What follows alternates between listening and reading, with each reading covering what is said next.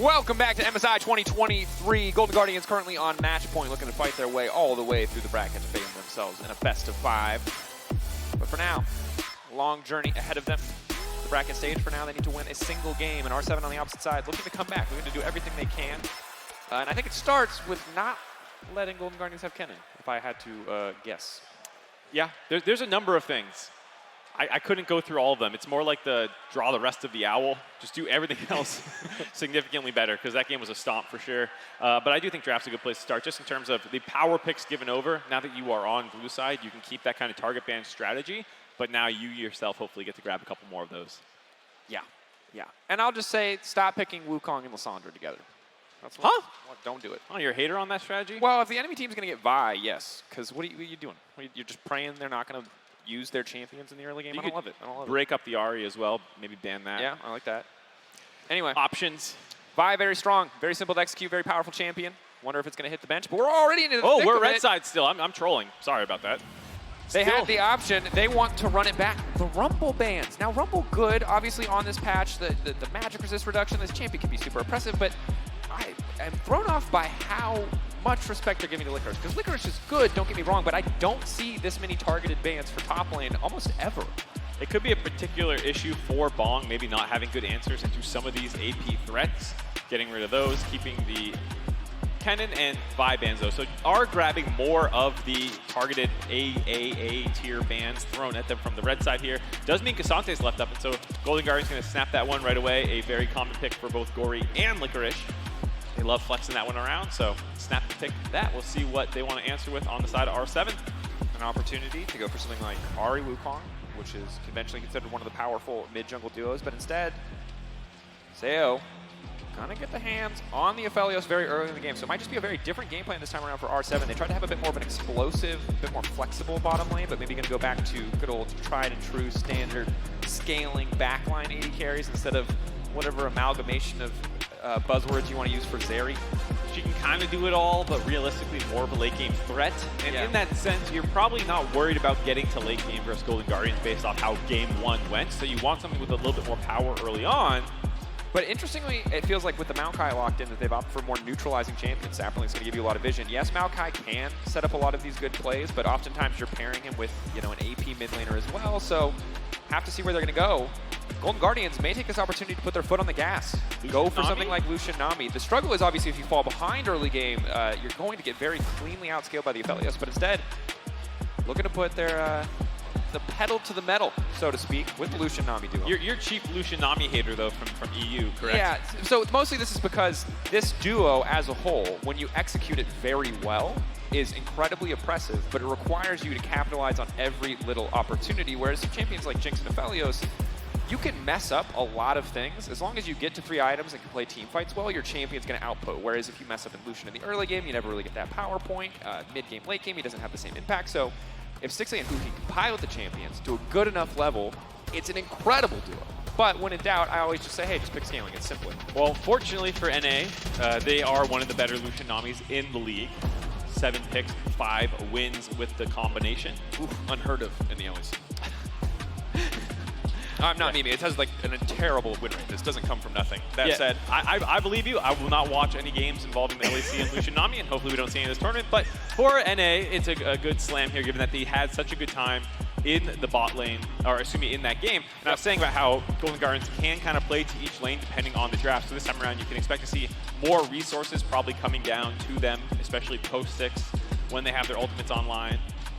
And now, as we head into the second ban phase, Olaf taken off the board makes some sense. I think just want to give respect to that pick overall if they're going to put the Kasante into the top side of the map, but keeping the Kasante as a flex is an option. When also taken off the board, Gragas, Nidalee, the ban's on the opposite side. Nidalee not a champion I'm particularly excited about, but obviously can really take over a game if she gets rolling early. Yeah, Nidalee is a very feast or famine champion and can look quite bad when things are not going well, or makes the entire game about her. It feels like it's either one or the other.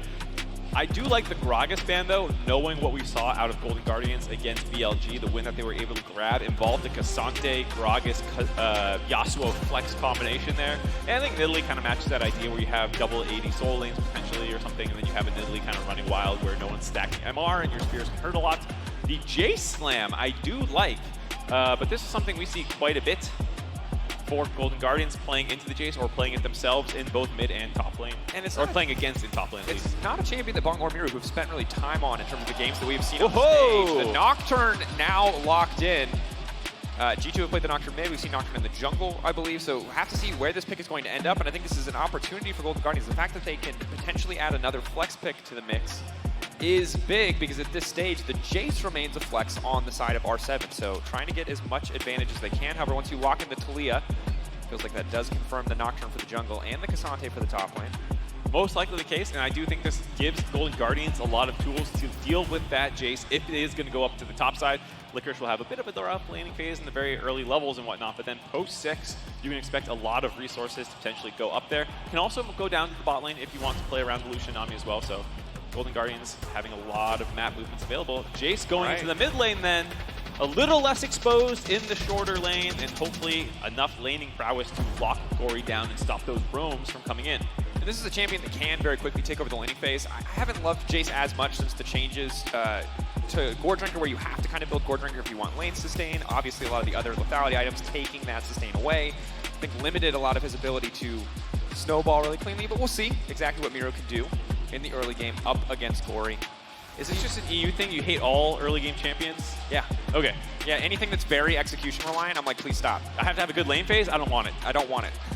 But you have to have a button you can push that instantly CCs the enemy champion, or I don't want to play it. I need the team fight ultimate, or I don't want it. Yeah, you either scale or you have very simple execution. That's my. I'm not going to condemn all of LEC to that philosophy, but for me, it's like, please. I'm taking notes. I'm sending. You're great. The rest. You're so good, but you're also so good at pushing R. So hey, keep it together. That said, execution-heavy draft from Golden Guardians, maybe an opportunity for a bit more stable, a bit more reliable draft on the side of R7, at least in terms of late-game team fighting, to come to bear. That said, again, a story of weathering the early game. A lot of very powerful early-game picks, especially in the bot lane for the side of Golden Guardians.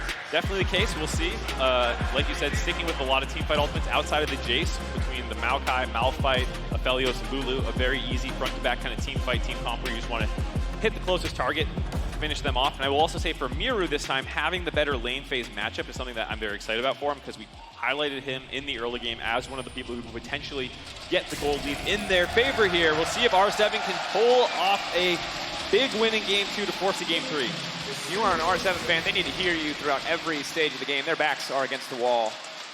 Made history yesterday in that series. Have to make it again here to taking down the Golden Guardians. But for now, just poking, a little bit of vision laid down. You notice that the dance-offs have stopped here in Game 2. Things getting a bit more serious. You also saw the Prime Gaming call out in the bottom there to get emotes. Also, this is one of the first international tournaments that had co-streaming so early on enabled. And I'll do one for all my co-streamers around the world. Any primers in chat? Did you know? If anyone's got the audio on, there you go. Marksy doing him a solid. Gory now coming down, though. Lions definitely not doing a solid. Already burning the heal in the early laning phase. Sayo taking a lot of damage as well. 1 minute and 12 seconds. Are they just going to completely concede the lane, or are they going to stick around on half health? This is crushing. Yeah, I mean, Lucian Nami is a very strong lane, but oftentimes not considered level 1 particularly strong, especially with Aphelios, Lulu, Green Gun. You think you should have the ability to kind of out-trade them if you play well early on, but the fact that you're starting lower HP, having to burn your pots already, no more pots available for the Lulu here means that Golden Guardians can just keep taking aggressive trades and then top themselves off with the sustain from the Nami as well. Yeah. The fact that Hui can just continuously walk up and go for the little small heal, small damage trades is going to be so incredibly frustrating. Sayo, though, not too scared. Knows he has the range advantage, knows that Lucian is relatively low on mana. Remember, they did hit Lucian-based mana a few patches ago, so you know, you only get a few opportunities to go all in trades in the early levels. See if FLICKR has opted for biscuits. I assume he has, so he will be able to get some of that mana back. But level 2 going to be a big deal. And R7, despite early trades going against him, despite the lack of pots, still doing what they can to go blow for blow in the early trades. Trying to go blow for blow, but I think Golden Guardians understanding just don't get all in, and you're going to win this trade sequence very heavily. So much more sustain available with the biscuits, with the extra pots here, and 2's coming in on this creep. Oh, Hui. Does he have the bubble ready to go? It's EW. FLICKR instantly going in, and there it is. Sayo now trying to back off. The onslaught coming in from the red gun just to heal a little bit back. But again, Game 1 started the same way. It was full confidence from the buy in the mid lane. River flashing in with the Q. This time around, FLICKR immediately going to dash in and just delete Lions. That's crush. You could feel it coming too, like wolves staring down their prey, knowing that the Lulu was so low and going to be able to be jumped on top of level 1 at that point still. Nice kill there by Nice Golden flick. Guardians. They're taking a decent chunk here. Oh, this is not. Oh, R7 fans, you might want to look away. This early game is not going great. Yeah, Gory was the first team All-Pro for North America, so he's no slouch in lane, to be fair. Krish now getting aggressive. The only lane that's not winning in isolation now has a jungler in it, so things looking good overall. The trail is going to hit. I'll try to chase. Double flash over the full commit. There's the fear tether. Bong trying to walk away. Just getting absolutely smoked on the top side there.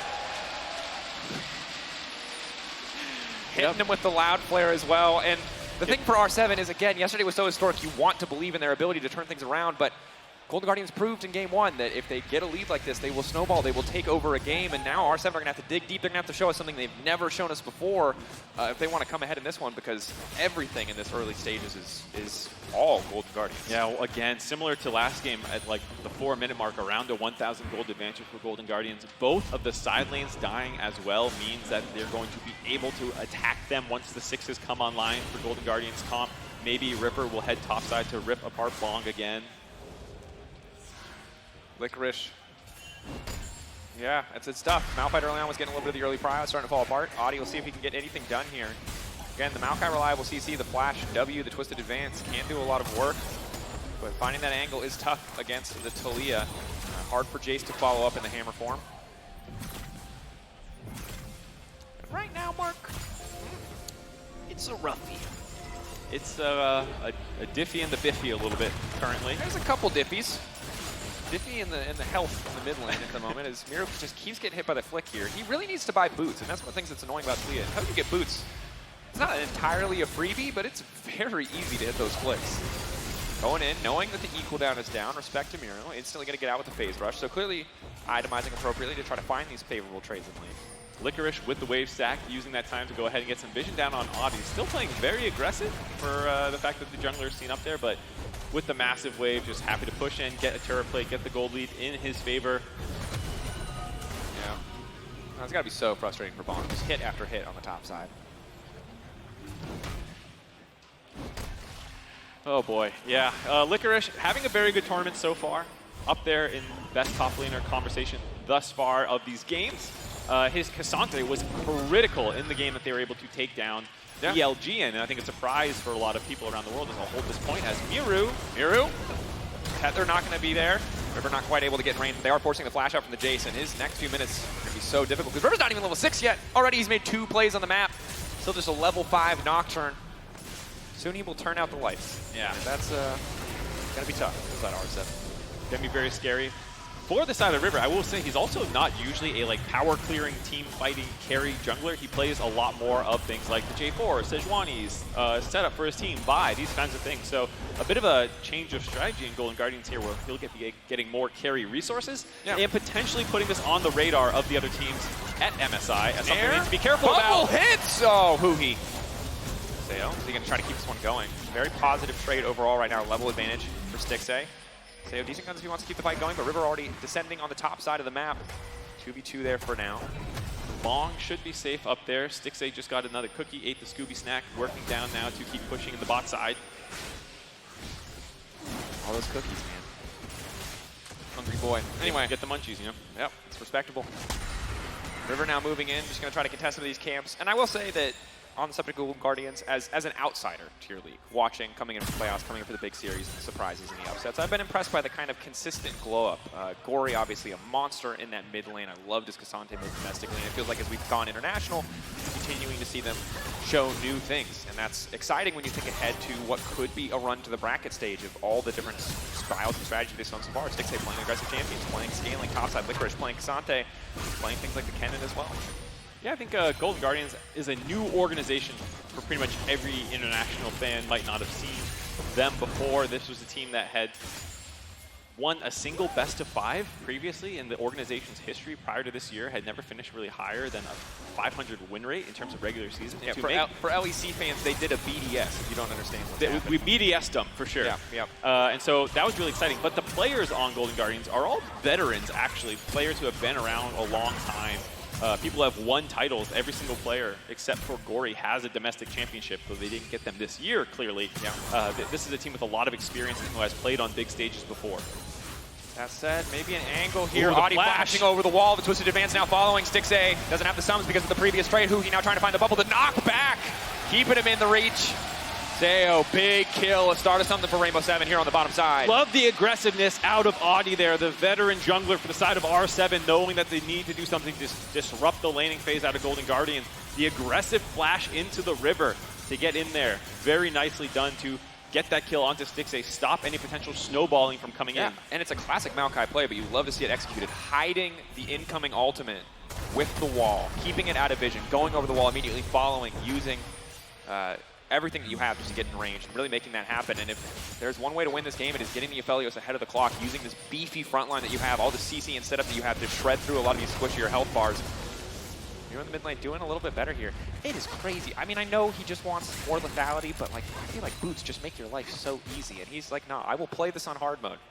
He will not level up, you know what I mean? It's a level 10 Elden Ring run. He refuses any extra movement speed. There's no vigor here. He is just going in free. Yeah, it's one of those items you can buy which makes your life easier, but you know, you want the damage. We'll take another look at this real quickly. There's that flash over the wall. Nice knockback as well, stopping Muhi. No 6 yet for the wave to potentially try and peel the backline there, the punch back into the rest of the enemy team. Easy kill. Damn it.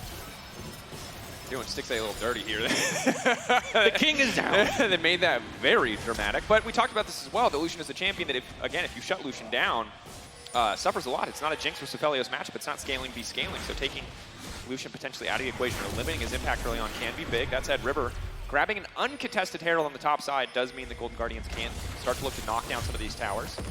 Here comes the wall, trying to split off Audi. It will not work. Yeah, trying to set him up. If you got the bounce back, knowing his flash is down, it's very easy for River to pop his ultimate as well, and then all collapse on top of him. Ruki was also in the river, so nice play there out of Gory, but not able to find that one. Does cost a potential roaming ultimate as well, so in terms of pressure release, it's very nice for R7 to actually absorb that one without losing anything. We'll still have to see where River's first ultimate ends up going. R7, and again, slowed down in the previous game. Well, the Guardians are getting further and further ahead at this point, really taking over the map completely, but already R7 have fired back a bit more in this game too. Can they keep it going though? The ward is huge. Good highlight there. Wave now coming in. Lions can just start to back away. They don't need to overcommit to this play. They do have the jungler behind them. They're waiting. The Nocturne ready to go in at a moment's notice. Sayo has to be careful. He gets too low. He's immediately just going to get executed here. The retreat now coming out. Ulti into the bush. Decent damage, but can't quite finish the kills. Nice patience there out of Golden Guardians. They do get pushed back. A very good attack by R7, kind of baiting Golden Guardians to take that trade forward. River did have a sweeper, I believe, and saw potentially that there was a ward, or maybe it timed out, but somehow that ward got cleared, so I assume River was aware of it. He does have the Rift Herald, so he couldn't have dropped it and swept it. Well, either way, maybe was aware, because he held his Nocturne ultimate the entire time, not trying to go in there and get baited, knowing Audi was on the bot side, but with that pressure, R7 taking that trade, getting enough pressure to grab the dragon. And that's big. You can see early Bloodthirster buy is the name of the game for Sayo, just trying to weather the storm of Lucian, Nami early harass. Now coming down, BT going to get picked up on the first base, and that's going to make this lane phase much, much easier. Free boots coming through for 6A as well as the Gale Force, though. Maybe can look to get something done. FLICKR on the top side, not going to be able to stop that recall.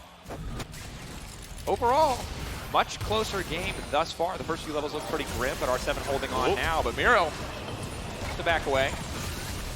Phase Rush keeping them alive after flashing out so that the flick was not easy to land by Gory. Went back, checked it. Huhi Sweeper turned on while retreating, saw the ward and clears out. But that is a huge play by R7 in the bot side, stopping any potential snowballing of objectives, making sure they have a gold lead kind of. Yeah, and I think it's really on Golden Guardians to keep their foot on the gas here, because one of the big strengths that you highlighted already, the Talia, the ability to roam, the Nocturne, the ultimate, range relatively low on the first level, but obviously as you get later in the game, it's going to be more and more, and really want to shut down and isolate some of these side lanes. Sayo can heal up from that courtesy of the Bloodthirster, but that's a big chunk. They need to continue to push on the bottom side, and I think they might just do it. You can already see Nocturne coming down, Talia coming down, River and Gory ready to punish, ready to set up. If Aphelios doesn't have the time to auto-attack the minions, he will not have time to heal back up.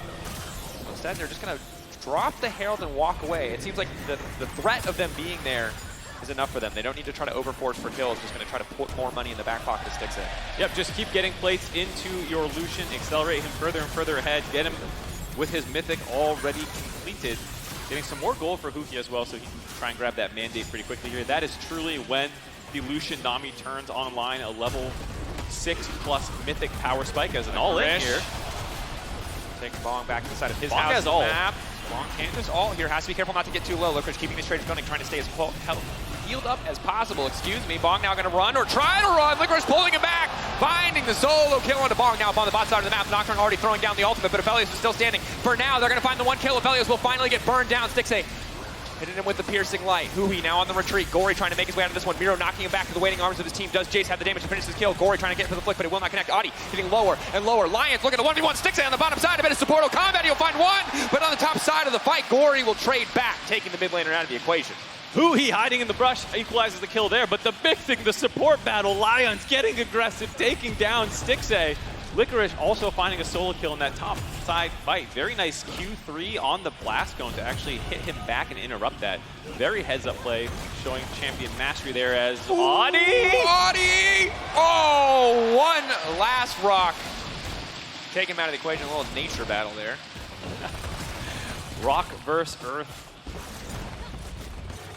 Rock versus grass. Tree? I don't know. I think actually if Atlas was here, he could talk us grass through the beats Pokemon. ground, I'm pretty sure, in Pokemon. Or no, wait, ground, but again, stone. We're not experts. We don't have Mr. LCK himself, Atlas, here to run us through it. Unfortunate, but for the side of R7, a decent fight in the bot side that fell apart towards the latter end. Here we'll see this 1v1 again. Bong holding his ultimate the entire time. Yeah, yeet. Hits him over the wall.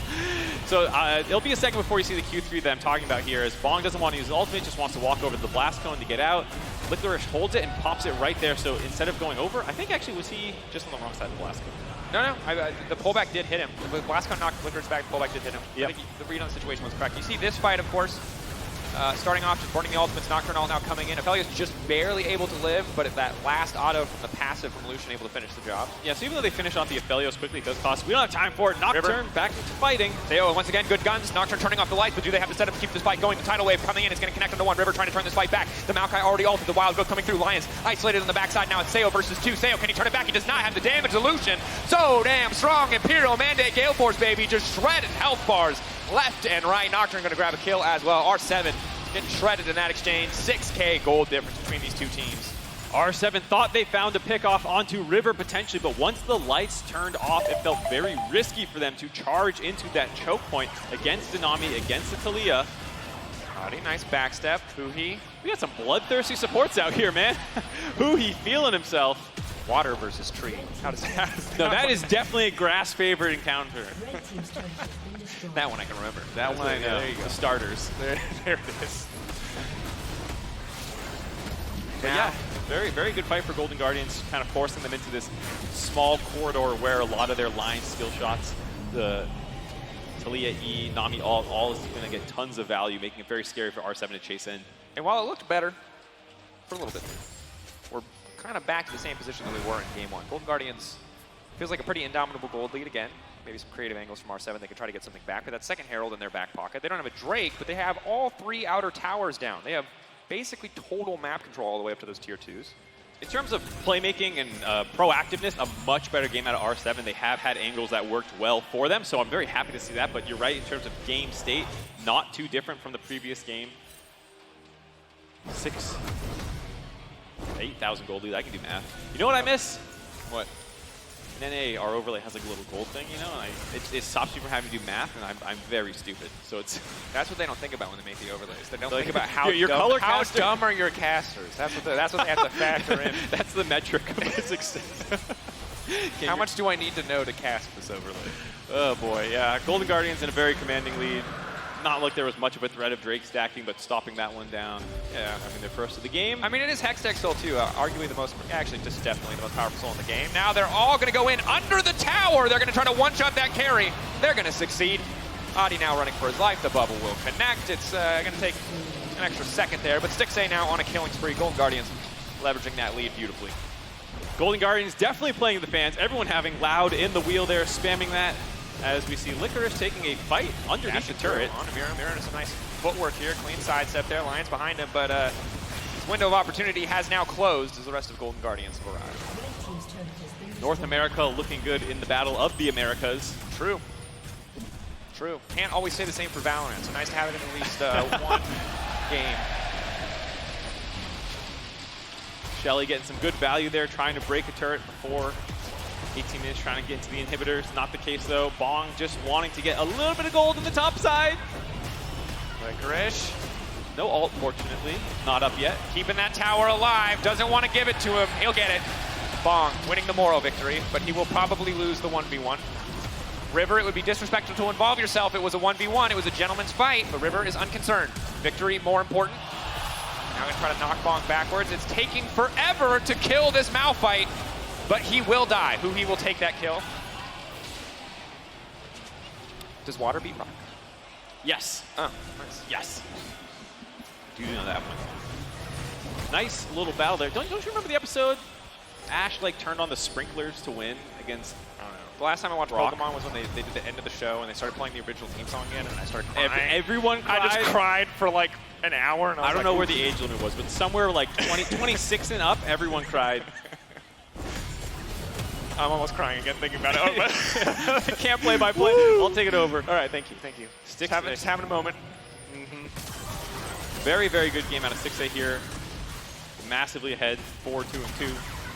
Now, FLICKR is just shadowing, covering here. And the struggle of this composition is your really big proactive engage tool is Bong. Bong, of course, taken off the map means it's really hard to get anything started because while Adi did find a creative engage on the bottom side, that's the other option. You can just W flash into him, but he just immediately is going to get cold down. He's getting piercingly lit there. Insane now retreating. FLICKR going in. Again, Golden Guardians just beaten down with their wallets at this point. R7 desperate to find anything, but Golden Guardians simply too far ahead. Bong trying to get ardently blazed by 6A. Dodges out on that one. Well, there we go. Gory gonna wall them off. Here it is, R7. One last desperate stand. Can they make it happen? They're trying to burn down one member. FLICKR too damn tanky. 6A uncontested on the backside. Shooting fish in a barrel. Oh no, it's a slaughter. Run, Sayo, run! There's just no room. He's feared. He's taken out. Bong's gonna hit 3, but it's not enough. Golden Guardians, 5-man corralled, all R7 underneath their inner turret. Gets the ace at the end of that play. Adi has revived. That was Crushing. crushing. There were a lot of adjectives we could have gone for there. You can take your choice. That was, yes. R7 now at a deficit at 20 minutes that I think is statistically impossible to come back from. We'll see what AWS has to say, but I expect it would be a pretty accurate prediction at 100%. Yeah. If it's 99.9. Yeah, break this one down, Mark. What did we see here? So what we saw is one team very far ahead using a Talia wall to block any potential escape, forcing them between their turret and the Cassante, who is very, very strong. R7 tried to go onto the Cassante a little bit there, but they don't want to overcommit onto him because 6A is backing him up. And it just leads to all these skill shots flying in from range. Gory just pelting away with the rocks the entire time, hitting the squishiest members first, finishing them off, and then going for the Malphite. You know what makes this game even harder, other than the fact that Golden Guardian's about to grab an uncontested Baron, is that there's no magic damage on the side of R7. Their Maokai is building tank, and that means FLICKR can just recklessly stack armor with no abandon. That ninja tabby, or plated steel cap, excuse me. I'm a boomer. I do it all the time. It's the greatest buy that anyone's ever made in the history of the sport, so.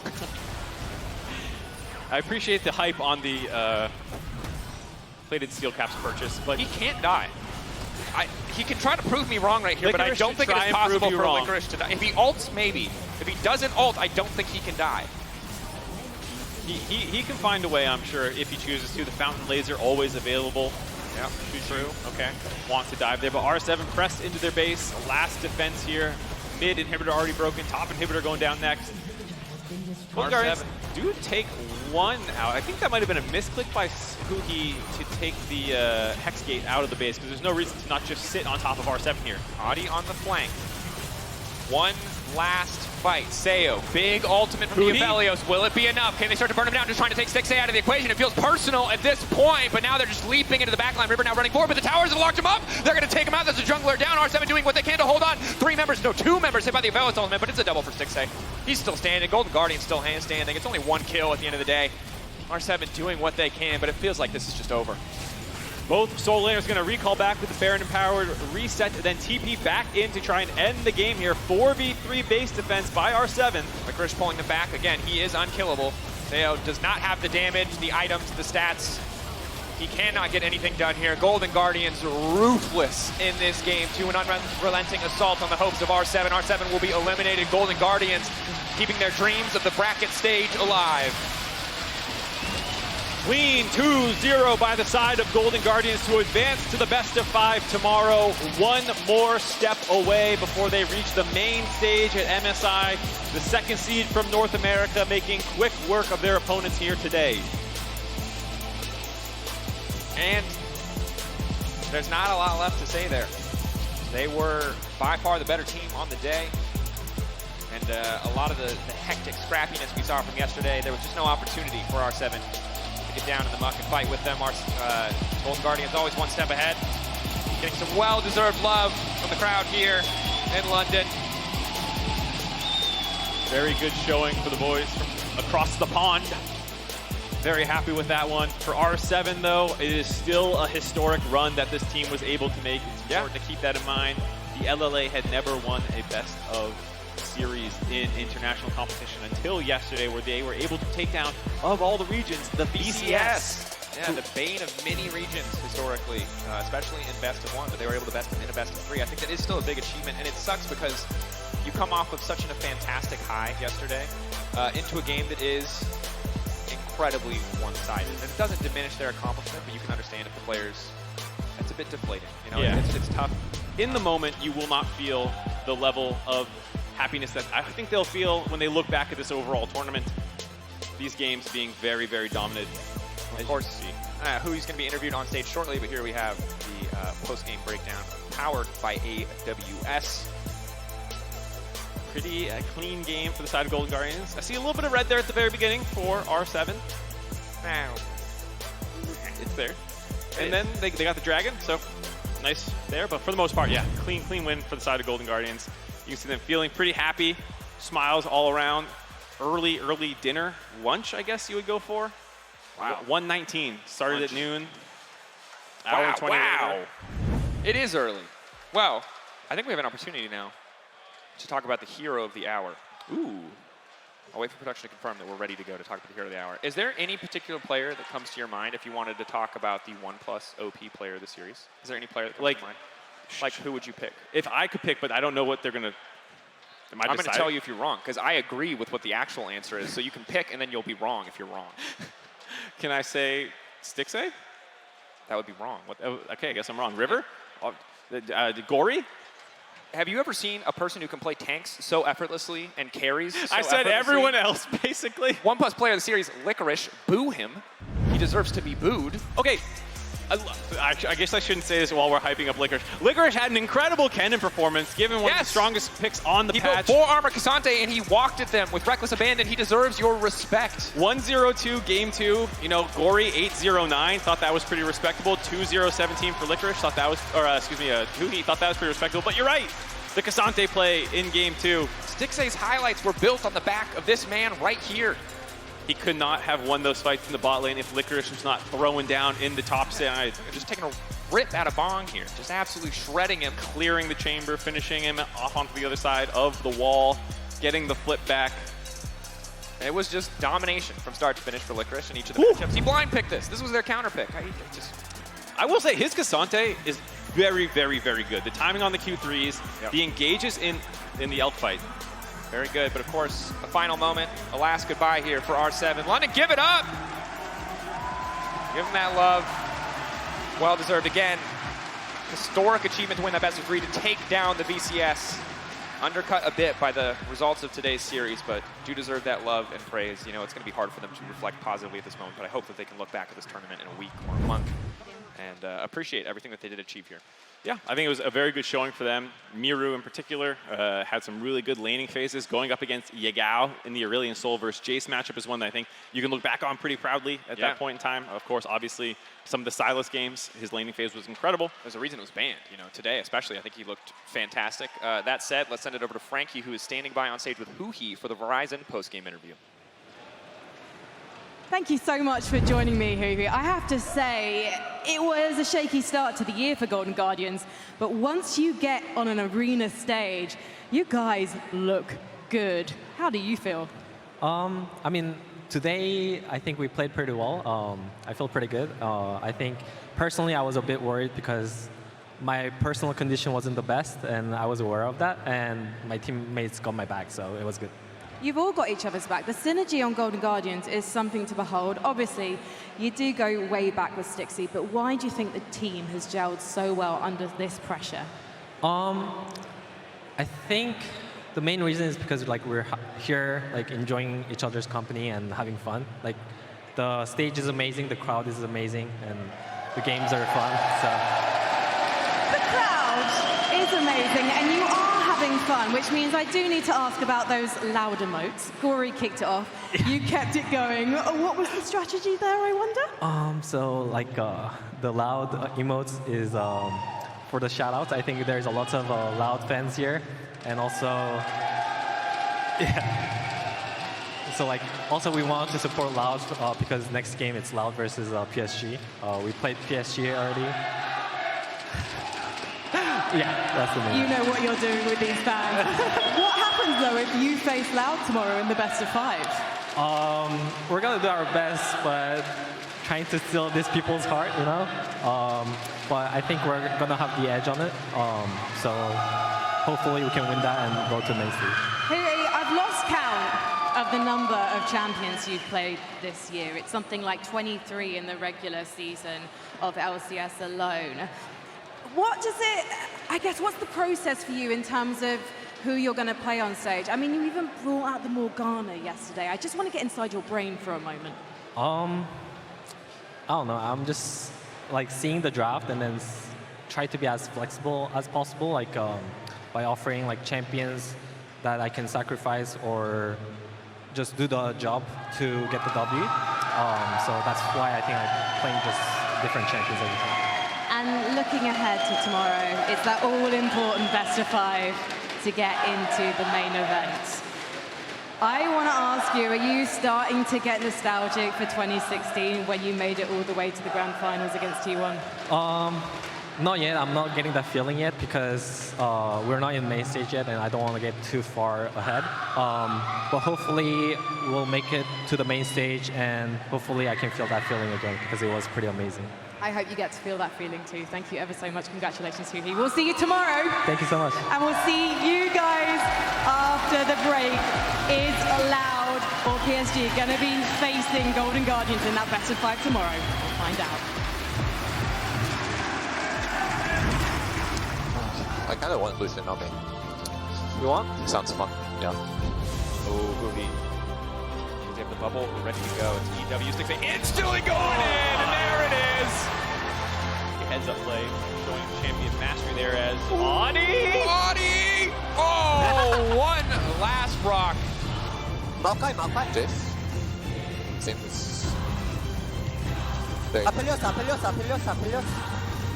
Back. No flash! Yeah, slowly. Oh, they're all dead. Nice, I got that. Golden Guardians ruthless in this game, keeping their dreams of the bracket stage alive.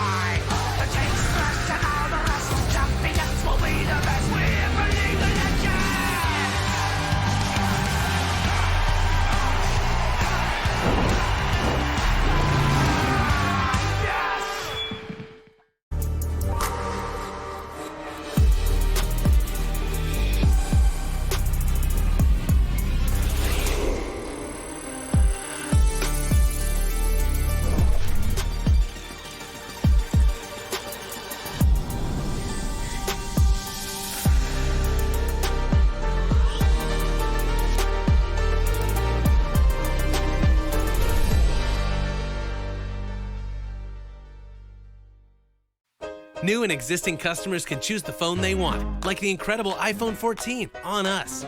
Not to brag, but I'm on Verizon now. And I got to choose the phone I wanted for free. Not that you're bragging. Choose the phone you want on us. Verizon.